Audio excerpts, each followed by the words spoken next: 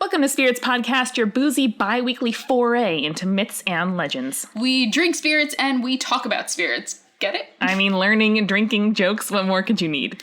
We have another great episode lined up for you today, but first we'd like to thank everybody who took the time to review us on iTunes. Every time you review us, we get to find other people who love mythology, who love drinking, who love us, and we love that. And we love hearing what you think on Twitter, so this week we'd love to give some special shout-outs to Austin Beach, Ben Thomas, and Lena Wickberg, as well as our friends at Uncanny County, Sable Podcast, Radio Drama Revival, and Greater Boston. They're all really good, and you should definitely check them out. Yes, we love those shows, and every Thursday and Sunday we recommend new shows for you guys to follow, so definitely shout us out, follow us there. All right, and you can find us at Spirits Podcast on Twitter, Facebook, Patreon, and of course, any podcast player that you use. We're almost halfway also to our first goal on Patreon. For just $3, you too can enjoy our director's commentary, behind-the-scenes photos, and drunk film reviews. We just did Little Shop of Horrors. It was really fun. I'd never seen it before. It was amazing. This week we are drinking Red Ale. You're terrible. Yes, No, I love terrible. puns. Anyway, listeners, sit back, relax, and enjoy Spirits Podcast Episode 13, Chinese Demonology.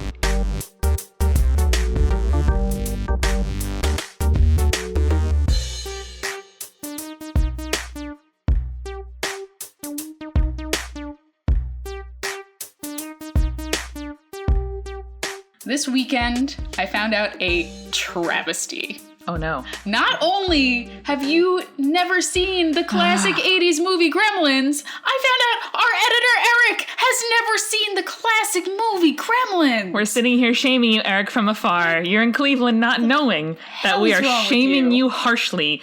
And by we, I mean Julia, because I also haven't seen the movie Gremlins. Sorry. God damn it. They're like Furbies, right? With things inside? Sort of. Okay. with things inside. They're like living creatures. Like a Dalek. No, they're not like, there's no exterior We have shell some on homework to them. do. We have some homework to do. They're like adorable. If Furbies were alive and weren't mechanical, that's what the... Are they mechanical, though?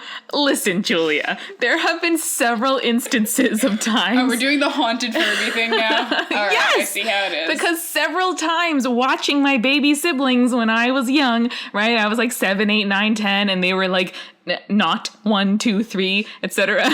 Not that's how I say 0 when I'm drunk. Anyway, and I would hear the Furby from across the hallway. The Furby would start moving from within a pile of toys. We threw the Furby down the basement stairs one time, and it smacked against the door, and it continued talking well into the night because none of us wanted to go downstairs and rescue it.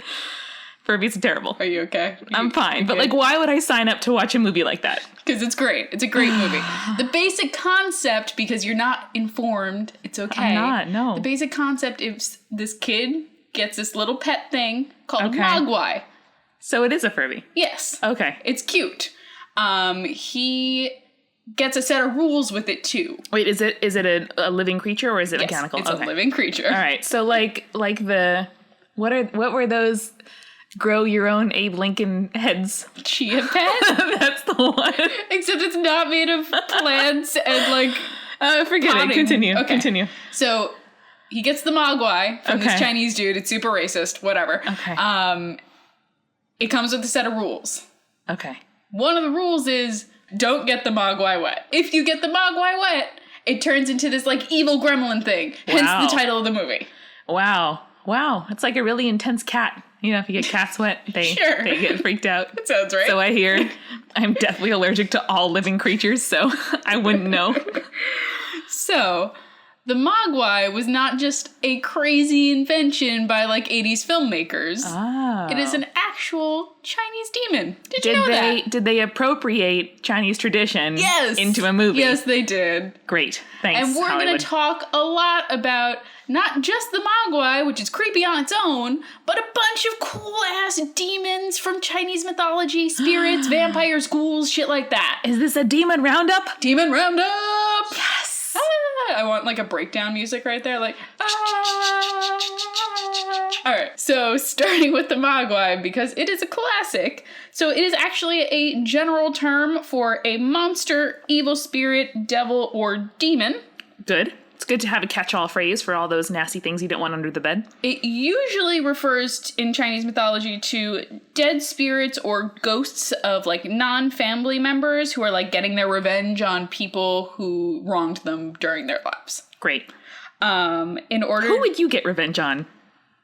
You know who I'd get revenge on. I saw the look in your eyes and I knew immediately.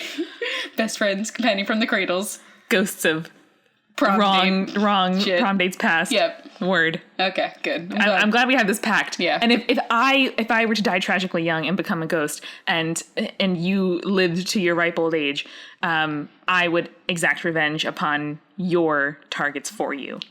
That's so nice, Amanda. Of course, babe. That was the cutest thing ever. I hope we don't die old and alone. I hope I die old and alone together. Yes, agreed. So, to get those spirits, the Mogwai spirits, on your good side, and to kind of apologize for their sins, people will burn fake money so that they have money to use in the afterlife. Nice. Kind of like when you leave, in Greek mythology, when you leave like coins with a dead person so they can pay for the Cross ferry. that river. Yep. That sort of And Egyptian pharaohs need all of the wealth in the land. That's a little bit different because they stay in their bodies, but, same basic concept. I took an Egyptology class in the 3rd grade, so who's the expert now? You know everything. Sure. It's actually really interesting in the modern usage because when you use the word Mogwai, it's the same word for demon and devil. So if you look at like Chinese translations of the Bible... Dope. Anytime it says Satan or the devil, they use the word Mogwai, which I think is awesome. Like, that is awesome. Really, really cool. So both the class of devil and the devil capitalized, yeah. Exactly. So going back to the terrible 80s movie, well, not terrible 80s movie, it's a good movie. Mogwai are known to reproduce when there's rain. Hence the like mosquitoes, what kind of thing. They spawn in the rain. And this is actually because rain is supposed to signify rich and prosperous times ahead. Oh. So they're like, ooh, time to bang because, fertile, there's going to be a bunch of things going on. Can we talk about Pokemon for a second, yes. Julia? Okay. Pokemon Go just started this weekend as we're recording. So. Yes, we're recording this almost in real time. Yes. For once. And my sister is a lifeguard, along with my mom, along with my youngest brother, and the whole family, whatever. And apparently she has been swimming with her phone in a Ziploc bag to catch Magikarp. Well, you need 400 to get a Gyarados. Yeah, think about your life. Think about your choices. I love you. No, I love her, and it's great. And there's the little crabby ones. I think it's called Krabby Decay. It's called Krabby. And one of them saw the big evolved. Lapras? No, the evolved Gyarados? Magikarp. That one. Gyarados. One of them saw Lapras as well, and it's very exciting. Apparently, it's good to be a lifeguard. Your family are literally the swimmers from the Pokemon games that catch you in the water. That's true. Yeah.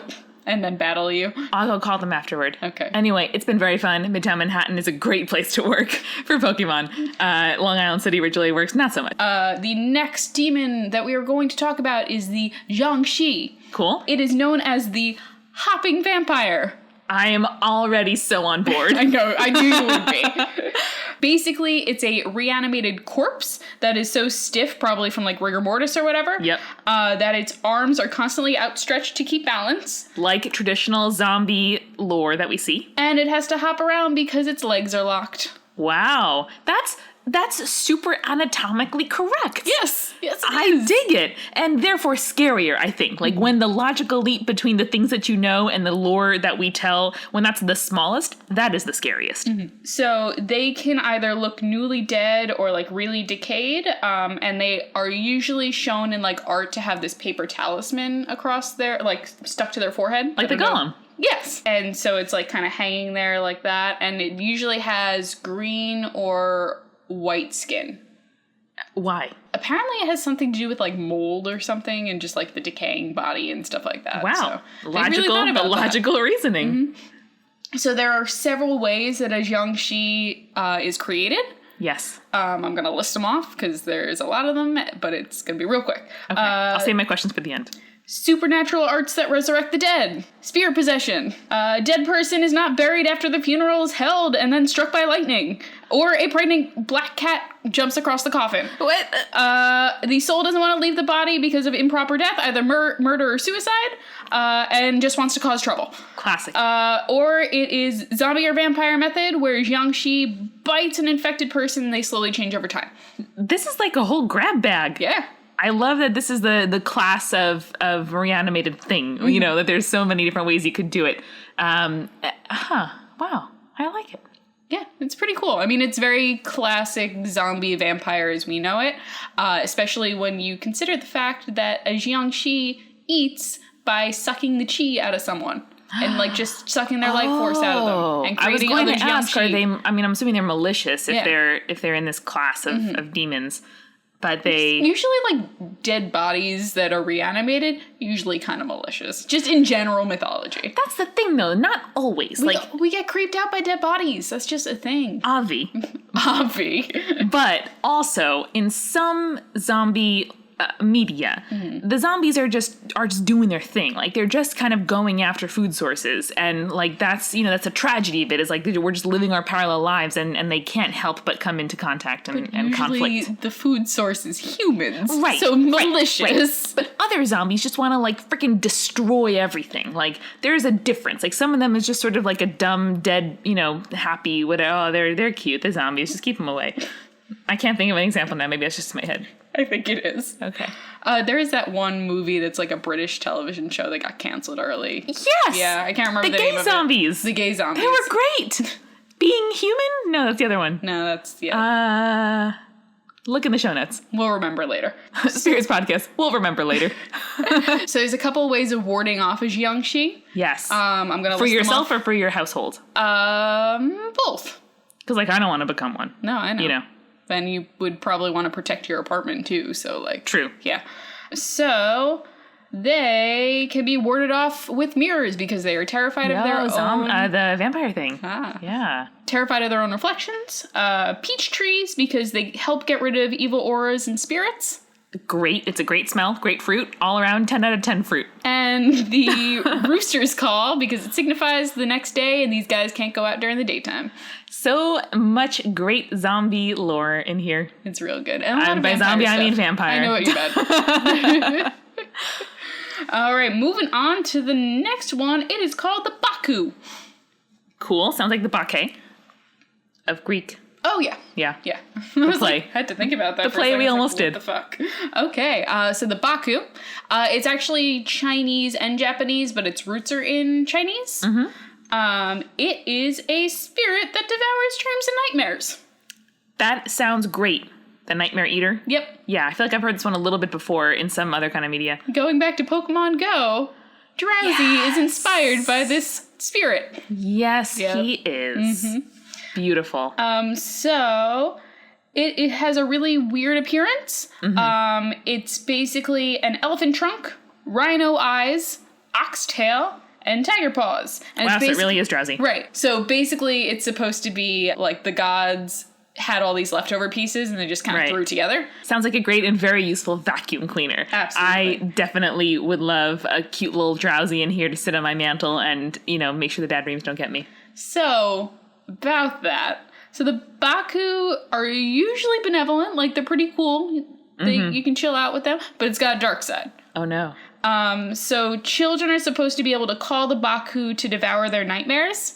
So if they call out 3 times, Baku-san, come eat my dreams, 3 times, the Baku's gonna come and... It's sounding vaguely familiar. Yes. Maybe it was like one of those essays in the English language regents. Oh god. I love the state testing exams where they tell you a fable and you had to choose A, B, and C. Yeah, that sounds like that dumb shit. So the Baku will come to the child's room, devour the bad dream, and then the kid can fall asleep all peaceful and stuff. Nice. But if the child calls the Baku too often...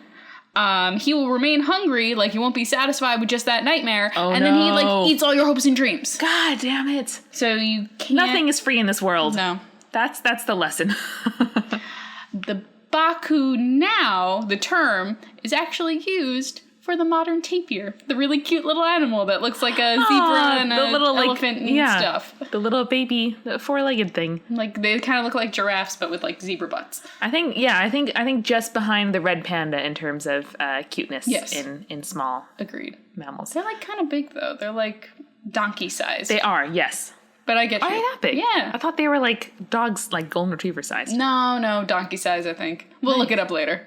I would love to see a photo of a giant golden retriever and a tiny donkey. That would be so cute, though. By the way, the 100% goats Twitter, the best Twitter. It is the best. They win Twitter, Always. in fact. There was a woman doing a yoga pose the other day with a goat just like standing on her butt. Because goats stand on the highest thing. Yes. I love goats. Fucking love goats. So good.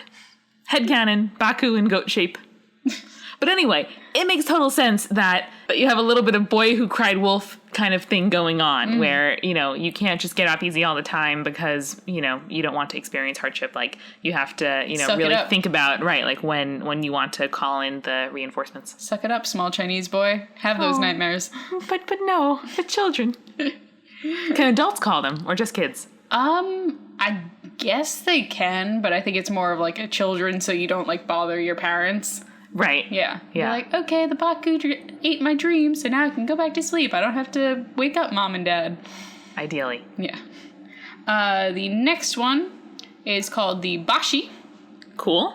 Not banshee, but Boshy. It is a giant snake. Nope.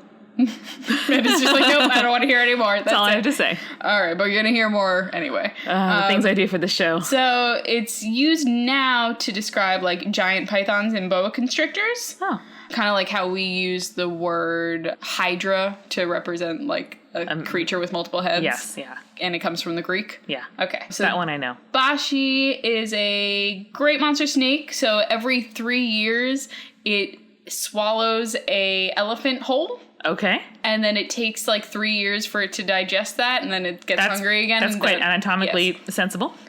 So it's actually super interesting because there's different ways that it like digests the elephant. Okay. So it either like spits it out at the end of all the bones at the end of the 3 years, or it like secretes the bones through its skin, which is like a really creepy image if you think in about it. liquid form or in solid form? In solid form, like between the scales, just like a elephant skull comes out. I'm picturing like a cobra raising its like ear flaps, and there are bones sticking out behind it like a headdress. Have you seen a cobra before? No. They don't have ear flaps. No, the neck flaps, whatever they are. They're like down here though. Okay, fine. All right, whatever. The head flaps. I feel like you're thinking of the Jurassic Park one that spits acid. No. No? All right. I might have been. So a lot of stories say that it also can have like bristly hair like a pig. Like a wild pig. Nope. Yep. Don't like that at all. Creepy as hell. Nope. So they're actually really like prized creatures in mythology because if you either it's different from each story, but if you either eat the bones that it spits out or secretes or whatever, or if you like kill it and eat part of it yourself, you'll like never have heart problems or digestive problems ever again. Great, because you got that snake blood running through your veins. That snake blood. Yeah. I wouldn't say no. Yeah. I would definitely say no. Okay. But yeah, That's fair. that sounds pretty useful. I've eaten weirder stuff You than have. giant snakes. You have. Unlike your mom, who is in France right now eating hamburgers. Oh, god damn that Come woman. on, Mom. God damn that woman. Come on, Mom. The Boshy's name now is used in this phrase, which basically means inordinately greedy and extremely insatiable. Great pronunciation of those long words. Yes, thank you. I can do things while I'm drunk sometimes. I'm just looking at you and picturing the syllables and thinking, nope. The next one that we're doing is particularly creepy, and I don't like it at all, but here we go. It's called the Jueyan. Okay. It's probably not the right pronunciation, but we're going to do it anyway. Good work. These guys are basically like monkeys, but bigger, and they walk around on 2 feet. They're like slightly smaller than humans, Okay. I'd say, like probably averaging 4 feet or so. Okay. They live for about 100 years. Okay. They are a dark blue color. Okay. And there are no females in the species, so they tend to kidnap women and rape them. Nope. Yep, nope, it's not fun. Why? No. Because What from whence do they come? they like evolved out of monkeys, and they're just like, if a monkey gets super like, old, it becomes a joyon. You just crystallize into a metapod? Yeah, basically. And then become a blue man Butterfree. who has to steal women? Yeah. It's kind of terrible. I really don't like this story. The male joyon have children via the women and keep them with them. Okay. If a woman manages to escape before she has the child, she can raise it as a human and there's no problem. Okay. Are they not blue, or they get blue when they're old? They get blue when they're older. Oh. But if they grow up in the Joyon That's society... a shitty end of life puberty. Yeah, not great.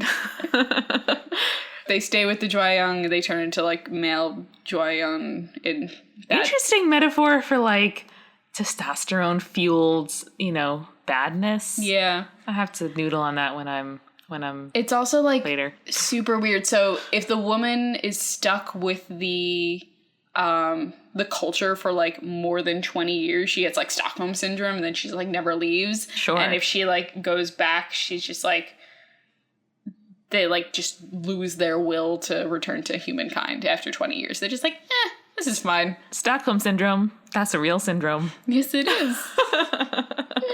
They just kind of shrug and they're these monkeys are cool, I guess.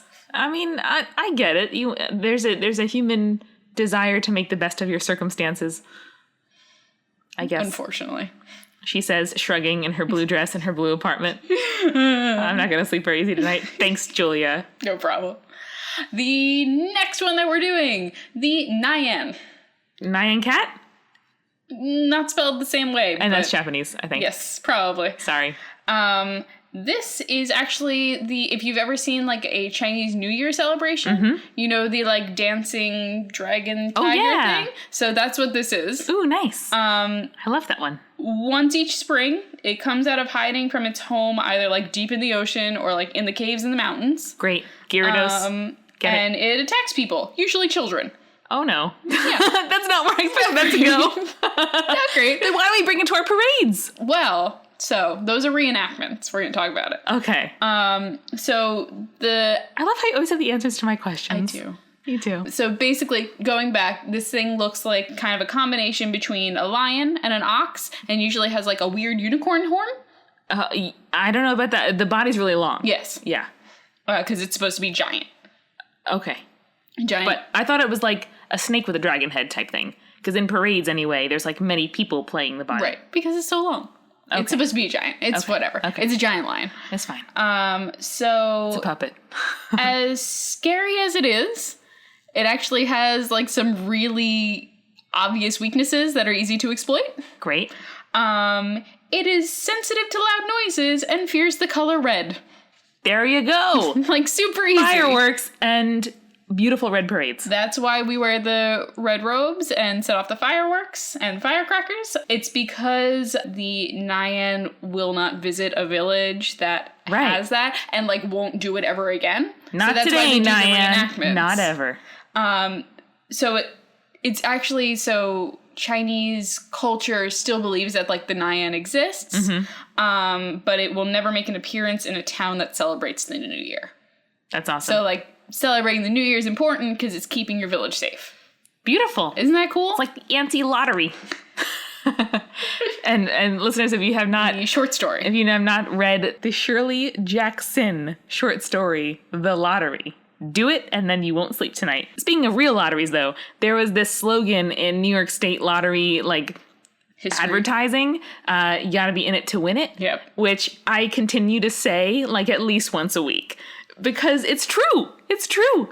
You gotta try something in order to have a chance at success. Mm-hmm. Even if there's a chance of you doing well, no matter how marginal, you have to be in the thing to actually be in the game. So anyway, I like it a lot. As Jake and the McElroy brothers apparently say, you gotta risk it to get the biscuit.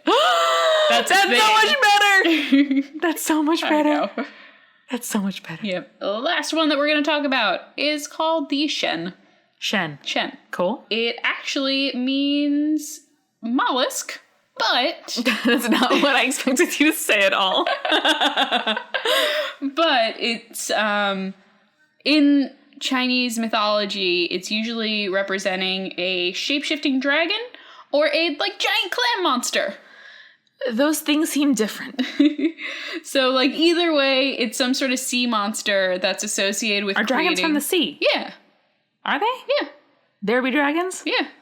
As I say it makes sense. Yes. Continue. Okay. As I pictured the smog, volcano, whatever, cave, Benedict Cumberbatch thing. But now that I think about it, they're serpentine. Chinese dragons usually tend to be water related too. Okay. Yeah. That Yangtze River. Yeah. That's all I remember from That sounds good. 9th grade world history AP. So either way, they tend to be sea monsters that have mirage powers associated with them. Ooh, nice. So its favorite food are swallows, like the bird. All right. So if you eat swallow... Does it swallow the swallows? If you eat swallow and then go swimming, you're gonna be swallowed. Yeah. It's a turducken of Dragon Delight. Dragon, human, swallow. You get them both at once. You swallow. Are you having a stroke? No, I'm trying to get turducken.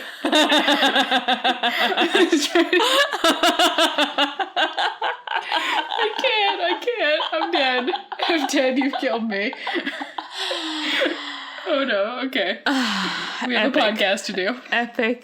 From a historical perspective, the word is used for shellfish or mollusk or basically any kind of food that you can eat. Cool. Because me personally, yes, I'm allergic. You personally, not you, listener.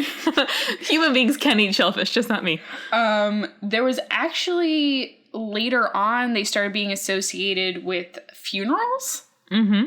Probably because of just like clams having pearls and like being a sign of royalty. So actually there was a member of the government that was in charge of acquiring Shen for parts of like royal sacrifices and funerals. Oh, interesting. To decorate them with pearls and like do whatever. And like just like there was just a period in Chinese culture where like people were just leaving like clamshells on top of tombs and stuff like that. I mean, they are, shells are beautiful. Yeah. Yeah, I get it. Yeah, that makes sense. The shells also were associated with purifying and protective powers for the dead. Nice. So that's kind of how it wraps up into that. I like that. But still, like, terrifying clam monster that will eat you if you eat a certain type of bird. Yeah, no, I will never eat a swallow, thank you. And I don't want like a clam to rise up out of, like, that's a terrifying image. Clam rising up out of the ocean to come like glomp you together. I want to like watch Jaws, but have the shark replaced with a giant clam. Because someone photoshopped the shark into a giant clam. Oh, it's that beautiful giant pearl coming. No! That's a pretty good one. So that's just like a quick oversight of like Chinese demons and spirits and malevolent creatures that I thought were super interesting. There's a million more, but that's just kind of the ones that float my boat. Quick tour of Chinese demonology and things that go bump in the night. It's like a duck boat tour of Chinese mythology, of Chinese demonology. There was a lot of water in there, so the duck boat is... You're welcome. Spirits was created by Julia Schaffini and me, Amanda McLaughlin. It's edited by Eric Schneider with music by Kevin MacLeod and visual design by Allison Wakeman. Subscribe to Spirits on your preferred podcast app to make sure you never miss an episode. You can find us on Twitter, Facebook, and Tumblr at Spirits Podcast. On our Patreon page, patreon.com/spiritspodcast, you can sign up for exclusive content like behind-the-scenes photos, audio extras, director's commentary, blooper reels, and beautiful recipe cards with custom drink and snack pairings. If you like the show, please share with your friends and leave us a review on iTunes. It really does help. Thank you so much for listening. Till next time.